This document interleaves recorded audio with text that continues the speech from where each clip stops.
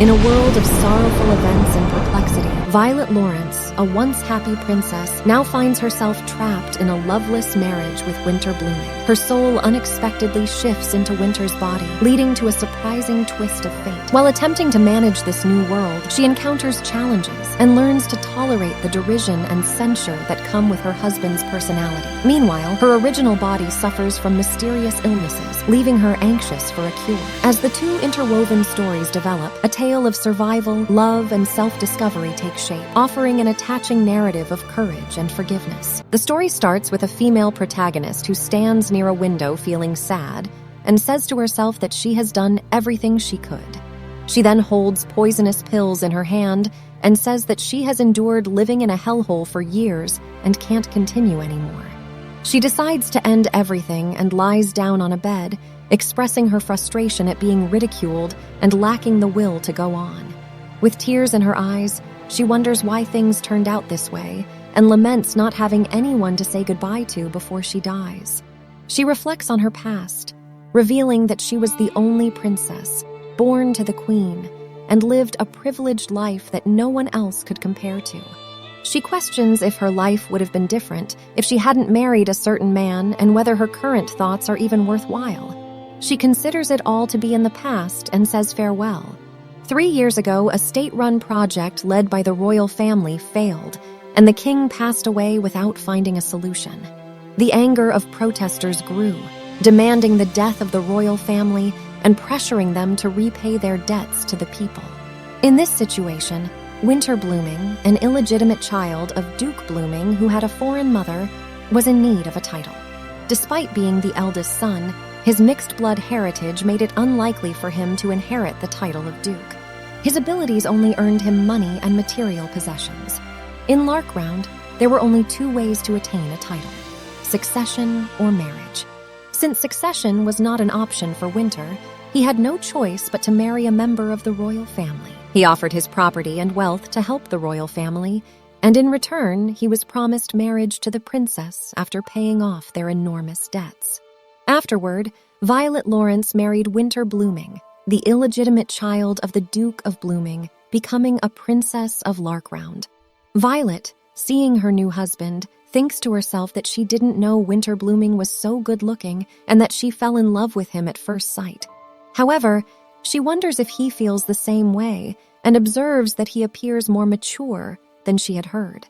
Violet approaches Winter, holds his hand, and tells him that meeting him has made her realize how lucky she is. However, Winter does not react to her words. Meanwhile, Ash Lawrence, Violet's older brother, arrives and addresses everyone, thanking them for attending the reception. He mentions that Winter Blooming paid $24 million for the privilege of marrying his sister. Confused by her brother's sudden mention of money, Violet wonders why he is talking about it. Ash explains that Winter's generous offer allowed the royal family to repay its debts, and as an apology for their incompetence, they will dismantle the royal family and transfer governmental authority to the house. Additionally, the Lawrence family will give up all its noble titles. Upon hearing this, Winter seriously addresses Violet and expresses his confusion about what Ash is saying. He realizes that if the Lawrence family gives up their titles, it means the title given to the princess's husband has disappeared, as if it were just a bubble in the air. Winter believes he got caught up in a marriage scam and paid dearly for a dissolved marriage, feeling anger and disappointment. In frustration, Winter smashes his wine glass and storms off. Violet tries to stop him, but he leaves in anger. Violet is left shocked and confused by the turn of events. The people at the reception laugh at her, and they confront Violet, demanding their money back. Violet is deeply affected by this incident, unable to comprehend what has happened. Ash's declaration marked the beginning of her tragedy. 3 years later, in the Blooming mansion, a maid tries to stop Violet and asks her to return to her bedroom. However, Violet goes to her husband, Winter, and pleads with him not to leave and to stay for 1 more day because her mother is holding a party. She asks him to come with her just once. Winter responds arrogantly, telling Violet that he will be back in a week and she can attend the party on her own or pretend to be sick and stay home. Violet expresses her frustration, saying that if it were that simple, she wouldn't be begging him like this. Winter reminds her of the money he lost from their marriage, emphasizing that he spent $24 million just to buy the title that she was fortunate to be born with. Violet acknowledges this, but tries to continue expressing her plea. Without listening, Winter asserts that if she truly understands, she should either return his money or bestow a title upon him as a princess. He then leaves, instructing her to sit quietly and not cause trouble. However, Violet grabs Winter's hand again and insists that it wouldn't make a difference if he was late by just one day. In anger, Winter reluctantly agrees, and then he departs. In her mind, Violet reflects that it has been 3 years since their nightmarish wedding, and she often wonders if her husband would spare her some time if it were for her funeral. In the next scene, Rickman, the blooming family doctor, tells Violet that there's nothing wrong with her health, despite something unusual in her medical report that even surprised the doctor. However, Violet insists that her condition is not just a terrible headache. The doctor dismisses her concerns and accuses her of feigning illness, mentioning her background as a former princess and suggesting that she has been coddled all her life. Violet earnestly explains that her pain is so severe that she can barely get up. As the doctor leaves, he thinks to himself that if this happens again, he will have no choice but to inform Grace. After he leaves, a maid informs Violet that she needs to hurry and get ready. Following the doctor's instructions and feeling trapped, Violet decides that she needs a change of pace and heads out of her room. Outside, 2 maids discuss Violet's appearance, knowing that her hair looks different and remarking that her golden hair wasn't impressive anyway. Meanwhile, Violet contemplates her reluctance to attend the party, fearing that she will be ignored and left alone. Suddenly, Catherine, the Duchess of Blooming, calls out to Violet. Violet addresses Catherine as her mother, and alongside Catherine is Dev, the heir of the Blooming Duchy. Catherine expresses concern about Violet's late arrival, assuming it's because she's feeling unwell. She mentions how much she worries about Violet falling ill frequently. Violet is unable to say anything in response when the party's doctor, Rickman, appears and exclaims that Violet has arrived, using it as proof that her previous concerns were all in her head. Violet's mind starts to feel the impact of the comments, as if everyone is mocking her internally. She hears their voices accusing her of imagining her illness, suggesting that she was just trying to avoid attending the party with her in-laws and deeming her behavior shameless.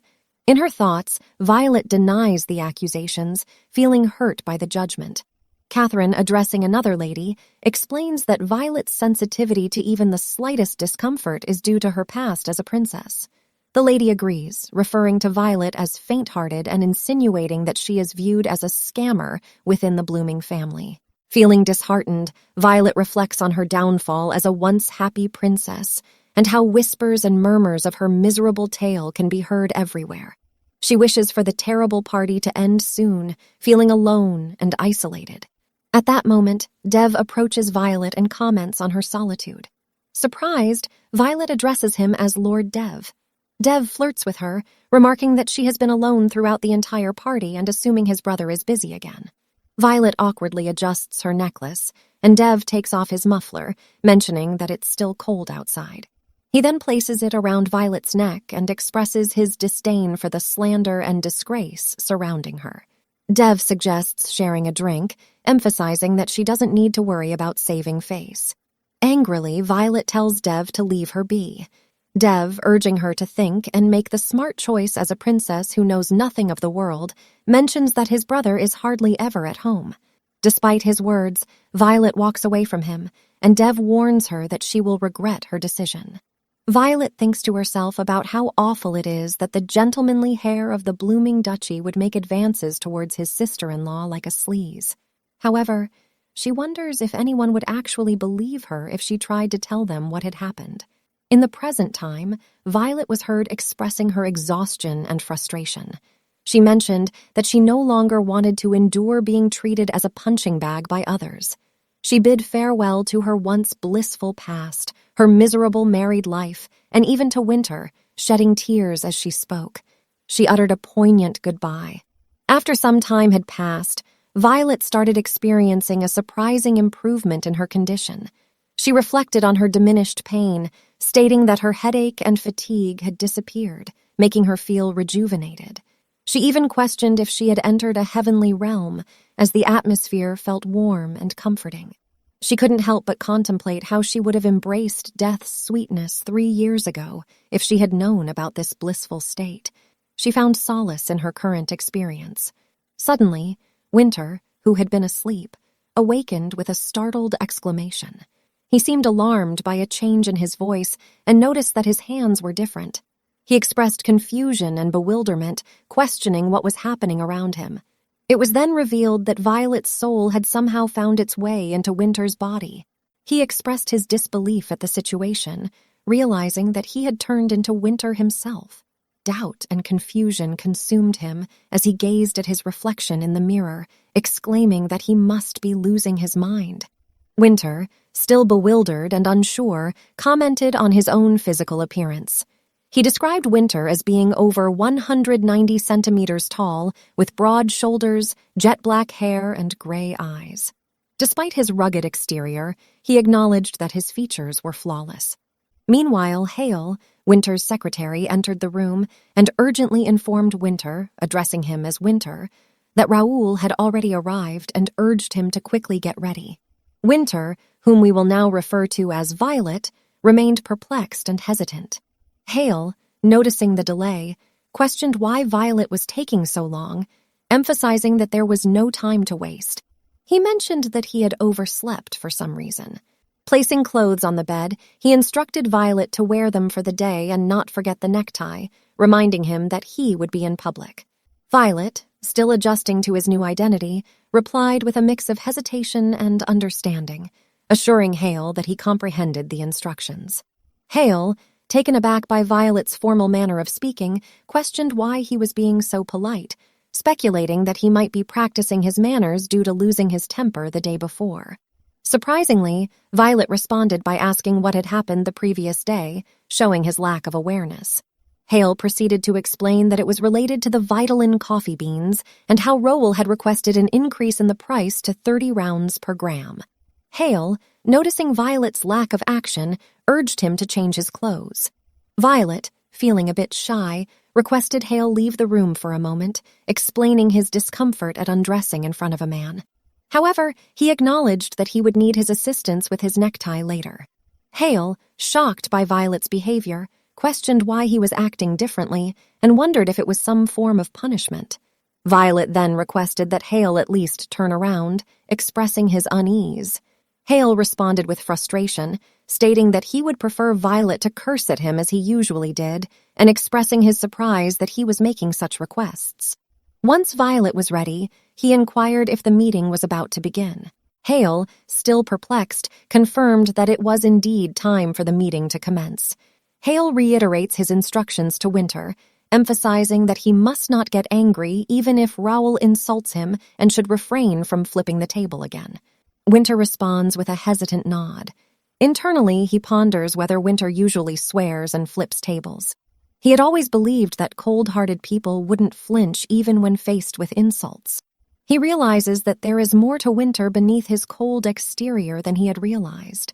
Doubts creep into his mind, and he wonders if all of this is just a delusion brought on by his own madness. Winter then approaches Raoul, sitting on a couch in front of him.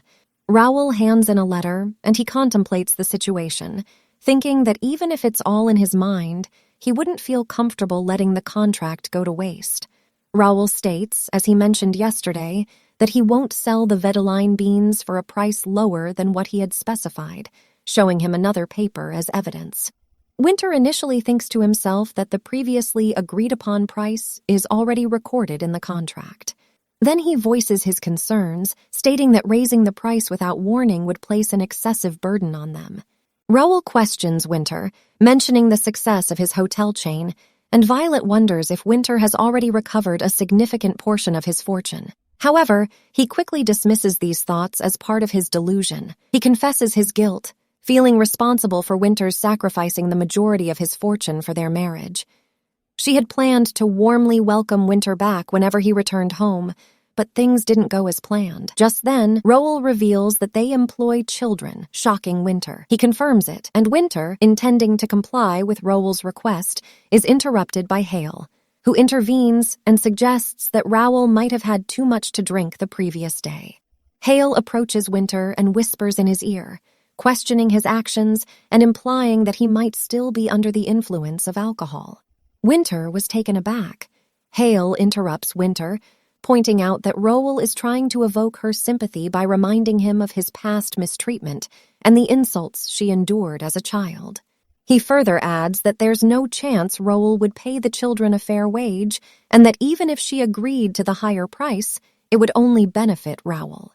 Hale questions why he's falling for Rowell's ploy and tells him that he's a strange drunk. He mentions that if Winter were present, he would have already flipped the table by now.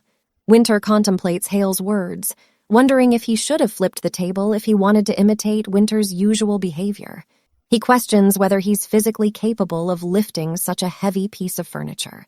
Rowell expresses his concern about Winter's tendencies, but Violet assures him that it's not her way of dealing with things. He suggests redoing the negotiation and having a proper conversation to reach a mutually satisfying agreement. Internally, Winter reflects on his way of handling situations by resorting to violence. However, he acknowledges that he is now Violet Lawrence and has learned to endure criticism and ridicule, living like a ghost. Despite his predicament, he resolves to see it through to the end.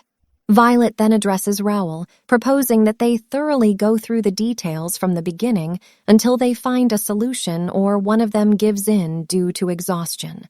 The scene shifts to the other side, where we see Violet's body. Yes, I am saying body here because the soul of the original Winter has now shifted to Violet's body. She rings the bell to inform the maids of her intention to call them. One of the maids questions why Mrs. Winter is calling them and suggests that they ignore it, believing that she may pretend to be ill again. Violet becomes frustrated as nobody responds, and her headache worsens. She urgently calls for Dr. Rickman. Rickman, exasperated, asks what the matter is, and Violet complains of a pounding headache, asking him to quickly diagnose her. Rickman examines her and insists that there is nothing wrong with her, just as he had previously mentioned. Violet protests, stating that her body feels awful. An argument ensues, with Rickman expressing frustration over her persistent complaints. Rickman warns her about her behavior, mentioning that she may be a princess but is going too far. However, Violet, still angry, informs him that she has to sign a contract with the person from Vitolin and demands proper treatment. After opening her locker and taking out some money, Violet angrily confronts Dr. Rickman, handing in the money and demanding to know what he can do to treat her. Rickman, taken aback, promises to find a way to treat her. If you guys are eager for part 2, I kindly request that you leave a comment in the comments box. Your feedback and support are greatly appreciated, and it will inspire me to create the next part exclusively for you guys.